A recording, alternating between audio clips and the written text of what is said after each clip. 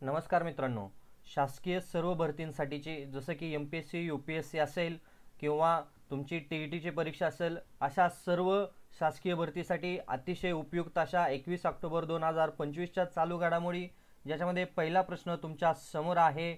भारताने 21 ऑक्टोबर 2025 रोजी कोणत्या देशाबरोबर कॉम्प्रिहेन्सिव्ह मेरीटाईम सिक्युरिटी ॲग्रीमेंट म्हणजेच CMSA वर स्वाक्षरी केली? आणि याचं करेक्ट आन्सर आहे पहा, इंडोनेशिया.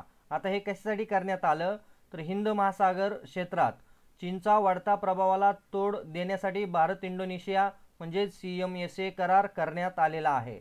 पुढचा प्रश्न तुमच्या समोर आहे. बघा, 21 ऑक्टोबर 2025 रोजी भारतात साजरा करण्यात आलेला पोलीस स्मृती दिन कोणत्या घटनेच्या स्मरणार्थ आहे?